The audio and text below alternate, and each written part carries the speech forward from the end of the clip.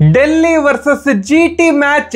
ಜಿಟಿ 10 ವಿಕೆಟ್ಗಳಿಂದ ವಿನ್ ಆಗಿ GT RCB ಹಾಗೂ ಪಂಜಾಬ್ ಕಿಂಗ್ಸ್ ಅಫಿಷಿಯಲಿ ಪ್ಲೇ ಆಫ್ಗೆ ಕ್ವಾಲಿಫೈ ಆಗಿದೆ. ನಮಸ್ಕಾರ ಎಲ್ಲರಿಗೂ, ಜನಾರ್ದನ್ ಸರ್ ಮಾತಾಡ್ತಾ ಇರೋದು. ಕುಶಲವೇ, ಕ್ಷೇಮವೇ, ಸೌಖ್ಯವೇ? Welcome back to Ganesh Karan cricket talks YouTube channel.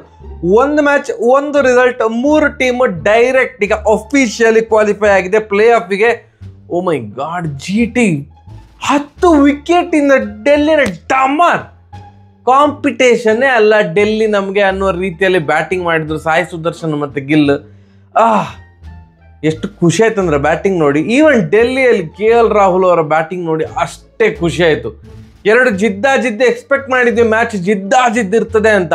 First ಡೆಲ್ಲಿಯ batting ನೋಡಿದಾಗ ಸೂಪರ್ ಮಾರಂದ್. ಯಾಕಂತಂದ್ರೆ ಹೋದದ್ದು ಕೇವಲ 3 ವಿಕೆಟ್, 199 ರನ್ ಹೊಡೆದ್ರು 20 ಓವರ್ಗೆ, 3 ವಿಕೆಟ್ ನಷ್ಟಕ್ಕೆ. ಈಗ 3 ವಿಕೆಟ್ ಹೋದದ್ದು ಅಂತ ಹೇಳುವಾಗ ಒಂದು 20 ರನ್ ಕಡಿಮೆ ಆಯ್ತಾ ಮಾರ್ರೆ. ಯಾಕಂದ್ರೆ ಇನ್ನೂ ಸಹ ಹೊಡಿಬಡಿ ಆಟಗಾರರು ಬರ್ಲಿಕ್ಕಿದ್ರು, ಆದ್ರೂ ಕೂಡ 199 ಹೊಡೆದದ ಡೆಲ್ಲಿ ಗ್ರೌಂಡಲ್ಲಿ, ಚಿಕ್ಕ ಗ್ರೌಂಡ್. ಒಂದು 20 ರನ್ ಶಾರ್ಟೇಜ್ ಆಯ್ತಾ ಏನೋ. ಎಲ್ಲದು 6 ವಿಕೆಟ್ 7 ವಿಕೆಟ್ ಎಲ್ಲ ಹೋಗಿದ್ದಿದ್ರೆ ಗುಡ್ ಸ್ಕೋರ್ ಮಾರ್ರೆ ಅಂತ. ಈಗ ಗುಡ್ ಸ್ಕೋರೇ, ಬಟ್ ಇನ್ನೂ ಸಹ 7 ವಿಕೆಟ್ ಇತ್ತು.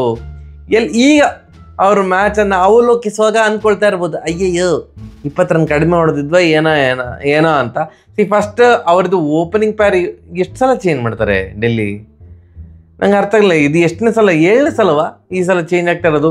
ಈ ಸಲ ಡೂಪ್ಲೆಸಿಸ್ ಅವ್ರ ಜೊತೆ, ಫಸ್ಟ್ ಆಫ್ ಆಲ್ ಡೂಪ್ಲೆಸಿಸ್ ಅವರು ಏನು ರಿಮೈನಿಂಗ್ ಮ್ಯಾಚಸ್ಗೆ ಬರುವುದಿಲ್ಲ ಹಾಗೆ ಹೀಗೆ ಅಂತೆಲ್ಲ ಆಗಿತ್ತು. ಏನು ಜೇಕ್ ಫ್ರೇಸರ್ ಮತ್ತು ಸ್ಟಾರ್ಕ್ ಥರವೇ ಡೂಪ್ಲೆಸಿಸ್ ಅವರಿಗೆ ಟ್ರಾಮಟೈಸ್ ಆಗಿದ್ದಾರೆ ಅವರು, ಹಾಗೆ ಹೀಗೆ ಅವರು ಬರುವುದಿಲ್ಲ ಅಂತೆಲ್ಲ ಇತ್ತು. ಬಂದರು, ಆಡಿದರು ಓಪನಿಂಗ್. ಇವತ್ತು ಡೂಪ್ಲೆಸಿಸ್ ಅವರ ಜೊತೆಗೆ KL ರಾಹುಲ್ ಅವರು ಬಂದದ್ದು. ಕರುಣ್ ನಾಯರ್ ಅವರನ್ನ ತೆಗೆದು ಬಿಸಾಕಿದ್ರೆ. ಯಾಕಂತಂದ್ರೆ ಮುಂಬೈ ಮೇಲೆ ಅವರೇನು ಒಂದು ಅದ್ಭುತವಾಗಿರುವಂತಹ ಪ್ರದರ್ಶನ ಬಂತು, ಬುಮ್ರಾ ಅವರನ್ನೆಲ್ಲ ಅಟ್ಟಾಡಿಸಿಕೊಂಡು ಹೊಡೆದಿದ್ರು.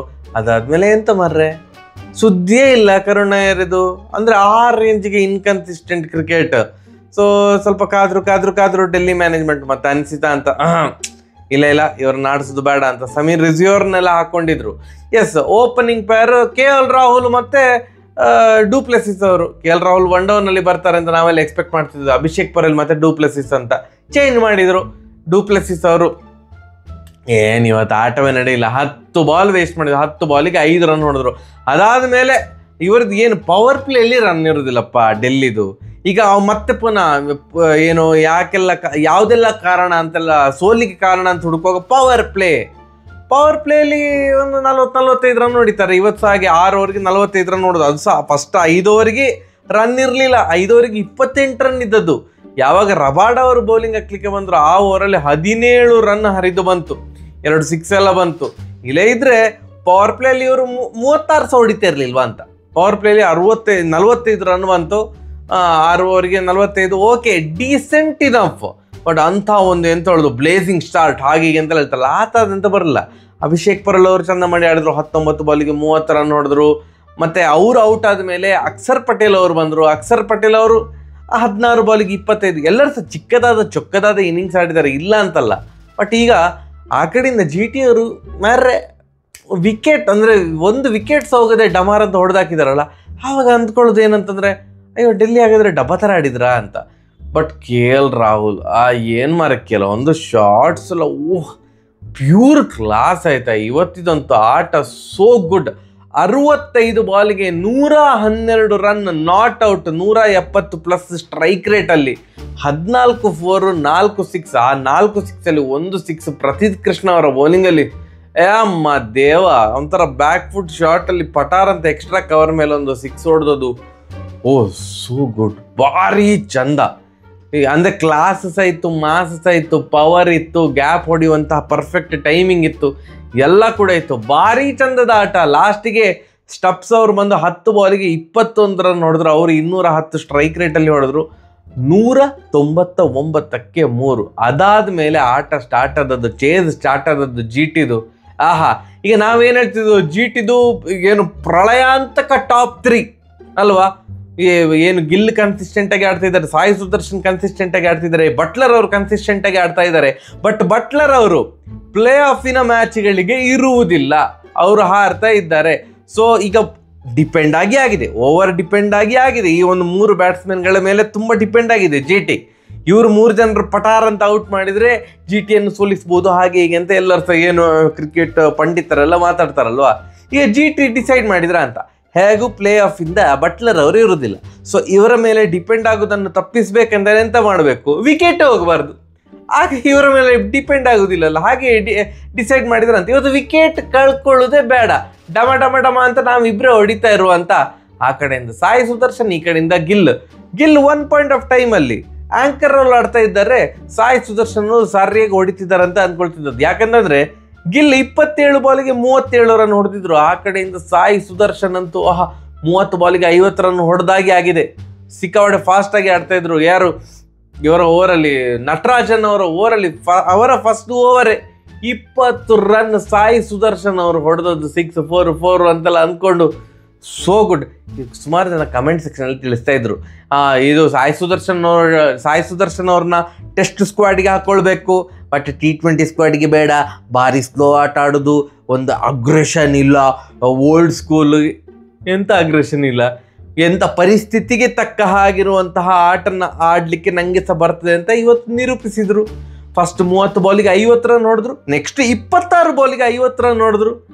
So good. ಇವತ್ತು 56 ಬಾಲಿಗೆ 100 ಹೊಡೆದಾಯಿತು ಸಾಯಿ ಸುದರ್ಶನ್ ಅವರು 100 ಹೊಡೆಯುವಾಗ ನೋಡ್ತಿದ್ದೇವೆ. ಗಿಲ್ಲೇನು ಭಾರಿ ಹಿಂದೆ ಇಲ್ಲ ಅಣ್ಣ, ಗಿಲ್ ಸಲ್ಲೇ ಇದ್ದಾರೆ. 53 ಬಾಲಿಗೆ 93 ರನ್. ಸೊ ನಾವು ಅಂದ್ಕೊಂಡದ್ದು ಅಷ್ಟೇ, ಗಿಲ್ಲು ಆಂಕರ್ ರೋಲ್ ಆಡ್ತಿದಾರಂತೆ. ಟಕ್ಕಂತ ಚೇಂಜ್ ಆಯ್ತಲ್ಲ ಅವರ ಇನ್ನಿಂಗ್ಸು. ಏನು ಲೀಲಾಜಾಲವಾಗಿ 6 ಹೊಡೆಯುವಂಥ ಅಬಿಲಿಟಿಯನ್ನ ಗಿಲ್ಲವ್ರು ಹೊಂದಿದಾರಪ್ಪ. ನೋಡ್ಲಿಕ್ಕೆ ಹೀಗೆ ಇದ್ದಾರಷ್ಟೇ, ಪೂರ ಇದ್ದಾರೆ. 7 6 ಹೊಡೆದಿದ್ದಾರೆ. ಸಾಯಿ ಸುದರ್ಶನ್ ಅವರು 4 6 ಹೊಡೆದ್ರೆ, ಗಿಲ್ಲವರು 7 6 ಹೊಡೆದ್ರು. ಸೊ ಇವರಿಬ್ಬರ ಇನ್ನಿಂಗ್ಸ್, ಇವರಿಬ್ಬರ ಆಟ ನೋಡ್ತಾ ಇದ್ದಾಗ ನಮಗೆ ಅಂದರೆ KL ರಾಹುಲ್ ಅವರ ಆ ಒಂದು 112 ಮರ್ತೇ ಹೋಯ್ತು. ಅಷ್ಟು ಚಂದದ ಆಟ GT. ಆ್ಯಂಡ್ ಇನ್ನೂ ಸಹ 1 ಓವರ್ ಇತ್ತು. 19 ಓವರಿಗೆ 205ಕ್ಕೆ ನೋ ಲಾಸ್ 6 ಹೊಡೆದು ಏನು ಸಾಯಿ ಸುದರ್ಶನ್ ಅವರು ತಂಡವನ್ನು ವಿನ್ ಮಾಡಿಸಿದ್ರು. ಆ ದಡ ದಾಟಿಸಿದ ಶಾಟ್ ಸಾಯಿ ಸುದರ್ಶನ್ ಅವರು ಹೊಡೆದದ್ದು. ಪಟಾರ್ ಅಂತ 6 ಹೊಡೆದ್ರು. ಎಲ್ಲ ಬೌಲರ್ಸ್ ಹೊಡಿಸ್ಕೊಂಡಿದ್ದಾರೆ. ಅಂಥದ್ದೇನು ನಾನು ಮತ್ತೆ 2 ಟೀಮಲ್ಲಿ ಸಹ ದಡಬಡ ಅಂತ ಹೊಡಿಸ್ಕೊಂಡಿದ್ದಾರೆ. ಆ ಕಡೆ GTಯಲ್ಲಿ ಅರ್ಷದ್ ಖಾನ್ 2 ಓವರಿಗೆ ಕೇವಲ 7 ರನ್ ಕೊಟ್ಟದ್ದು. 1 ವಿಕೆಟ್ ಕೂಡ ತೆಗೆದಿದ್ರು. ಬಟ್ ಅವರಿಗೆ 4 ಓವರ್ ಸಿಗಲಿಲ್ಲ. ಲೆಕ್ಕಾಚಾರ ಸ್ವಲ್ಪ ಆಚೀಚೆ ಆಗಿರ್ತದೆ. ಏನು GT ಬೌಲಿಂಗ್ ಹಾಕುವಾಗ ಇಲ್ಲಿ ರಬಾಡ್ ಅವರಿಗೆ ಕೊಟ್ಟು ಅರ್ಷದ್ ಖಾನ್ಗೆ 2 ಓವರ್ ಕೊಟ್ಟದ್ದು. ಬಟ್ ಅದೇನು ಫರಕ್ ಆಗಲಿಲ್ಲಲ್ಲ, ಯಾಕಂದರೆ GT ವಿನ್ ಆಯಿತು. GT ಸೋತಿದ್ದಿದ್ರೆ ಆವಾಗ ಇದೆಲ್ಲ ಮಾತಾಡ್ಬೋದು. ಅರ್ಷದ್ ಖಾನ್ಗೆ 2 ಓವರ್ ಸಿಕ್ಕಿದ್ದು, 2 ಓವರಿಗೆ 7 ರನ್ ಕೊಟ್ಟದ್ದು. ಆನ್ ದಿ ಅದರ್ ಹ್ಯಾಂಡ್ ರಬಾಡ್ ಅವರು 2 ಓವರಿಗೆ 34 ರನ್ ಹೊಡಿಸ್ಕೊಂಡ್ರು. ಸಾಯಿ ಕುಶರ್ ಅವರಿಗೆ 4 ಓವರ್ ಯಾಕೆ ಕೊಟ್ಟದ್ದು, 4 ಓವರಿಗೆ 47 ರನ್ ಹೊಡಿಸ್ಕೊಂಡ್ರು, ಹಾಗೆ ಹೀಗೆ ಅಂತ. ಬಟ್ ಏನು ಫರಕ್ ಆಗಲಿಲ್ಲ. GTಗೆ ಭಾರಿ ಚಂದದ ಆಟ ಆಡಿದರು. ಆ್ಯಂಡ್ ಈ ಒಂದು ಜಯದೊಂದಿಗೆ ಟೇಬಲ್ ಟಾಪರ್ ಆಗಿ ಹೊರಹೊಮ್ಮಿದ್ದಾರೆ GT ಅವರು. ಕ್ವಾಲಿಫೈ ಆದರು ಪ್ಲೇ ಆಫಿಗೆ ಅಫಿಷಿಯಲಿ. RCB 2ನೇ ಪ್ಲೇಸಲ್ಲಿ ಉಂಟು ಈಗ. ಅವರು ಅಫಿಷಿಯಲಿ ಕ್ವಾಲಿಫೈ ಆಗಿದ್ದಾರೆ. ಪಂಜಾಬ್ ಕಿಂಗ್ಸ್ ಇವತ್ತಿನ 3:30 ಮ್ಯಾಚನ್ನು ರಾಜಸ್ಥಾನ್ ವಿರುದ್ಧ 10 ರನ್ನಿಂದ ಗೆದ್ದಿದ್ದಾರೆ. ಅದರ ವಿಡಿಯೋ ಬೆಳಿಗ್ಗೆ ಬರ್ತದೆ. ಯಾಕಂತಂದರೆ ಆ ಮ್ಯಾಚ್ ಮುಗಿಯುವಾಗ ಈ ಮ್ಯಾಚ್ ಸ್ಟಾರ್ಟ್ ಆಗಿತ್ತು. ಆ್ಯಂಡ್ RCB ಪರ್ಸ್ಪೆಕ್ಟಿವ್ ಇಂದ ನೋಡಿದಾಗ RCBಗೆ ಪಂಜಾಬ್ ಸೋಲಬೇಕಾಗಿತ್ತು ಅಫಿಷಿಯಲಿ ಕ್ವಾಲಿಫೈ ಆಗಬೇಕು ಅಂತಿದ್ರೆ. ಬಟ್ ಪಂಜಾಬ್ ವಿನ್ ಆಗಿದ್ದರಿಂದಾಗಿ DC ಸೋಲಿಗುರು ಅಂತ ಬೇಡಿಕೊಳ್ತಾ ಇದ್ರು. ಈಗ DC ಸೋತರು. ಈಗ ಅಫಿಷಿಯಲ್ ಆಗಿ 3 ತಂಡಗಳು ಪ್ಲೇ ಆಫಿಗೆ ಕ್ವಾಲಿಫೈ ಆಗಿದೆ. ಇನ್ನು 1 ಸ್ಥಾನಕ್ಕೆ ಯಾರು ಯಾವ ಸ್ಥಾನವನ್ನು ಅಲಂಕರಿಸ್ತಾರೆ ಅದು 14 ಮ್ಯಾಚ್ ಆದಮೇಲೆ ಗೊತ್ತಾಗೋದು. ಬಟ್ ಸದ್ಯಕ್ಕೆ ಇನ್ನು 1 ಟೀಮ್ ಮಾತ್ರ ಕ್ವಾಲಿಫೈ ಆಗ್ಬೋದು. ಡೆಲ್ಲಿ ಆಗಬಹುದಾ, ಮುಂಬೈ ಆಗಬಹುದಾ ಅಂತ ನೀವು ಕಮೆಂಟ್ ಸೆಕ್ಷನಲ್ಲಿ ತಿಳಿಸಿ.